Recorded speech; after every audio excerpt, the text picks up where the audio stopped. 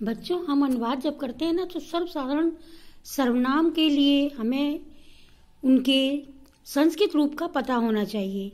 इसके लिए आज हम पढ़ते हैं तद शब्द। तद वह यानी पुल्लिंग। इनके तीनों लिंगों के अलग अलग रूप हैं। आज हम पढ़ रहे हैं तद के। देखें, तद के विभक्ति है एक वचन, द्विवचन, बहुवचन, प्रथमा, द्वितीया, तृतीया, चतुर्थी, पंचमी, षष्ठी और सप्तमी। अब एक वचन का रूप कैसे चलता है? सह, तौ, ते, तम, तौ, तान, तेन, ताभ्याम, तहि, तस्मै, ताभ्याम, तेभ्यः, तस्मात्, ताभ्याम, तेभ्यः, तस्य, तयो, तेषां, तस्मिन्, तयो, तेषु। अब हम पढ़ें स्त्रीलिंग के। सा का मीन्स वह होता है, इसमें भी सा का मीन्स वह होता है।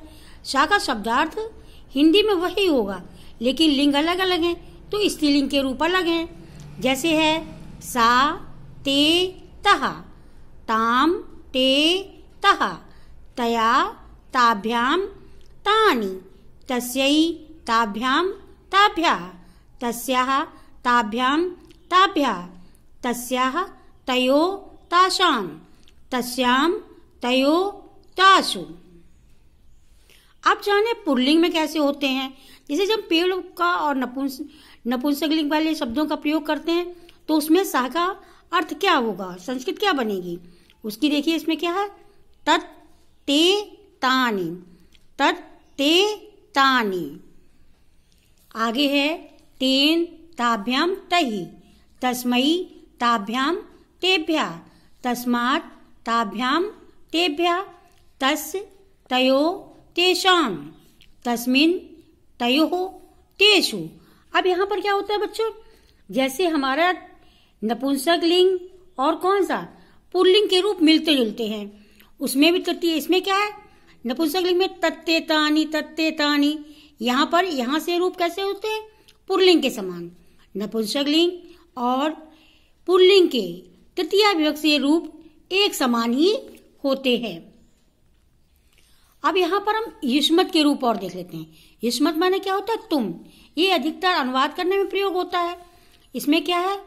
त्वम, युवाम, यूयम, त्वाम, युवाम, युष्मान, त्वया, युवाभ्याम, युष्माभि, तुभ्यम, युवाभ्याम, युष्मभ्यम, त्वत्, युवाभ्याम, युष्मत्, तब, युव्यो, युष्माकं, त्वयि, युव्यो, युष्मासु। ये किसके हुए? त्वम के। अब हम जाने मैं यानी अस्मत् का रूप होता है, लेकिन उसकी हिंदी क्या होती है? मैं। अब मैं का भी बहुत प्रयोग होता है अनुवाद में। तो हम पढ़ते हैं क्या? अहम, आवाम, वयम यानी मैं, हम दोनों और हम सब। माम, आवाम, अस्मान, मया, आवाभ्याम, अस्माभि, मह्यम, आवाभ्याम, अस्मभ्यम, मत, आवाभ्याम, अस्मत्, मम, आव्यो, अस्माकं, मयि, आव्यो, अस्मासु। अब आपने देखा होगा बच्चों, ये एक एक शब्द और लिखे होते हैं। इनका रूप तो यही होता है, लेकिन हमें याद करने में आसान होता है तो हम पहले ही रूप याद करते हैं। दूसरे के ध्यान रख लीजिए, लेकिन इन रूपों का प्रयोग बहुत कम इसमें करते हैं। ये अधिकतर वेदों पुराणों में इनका प्रयोग होता है। अब हमारे किसके हुए?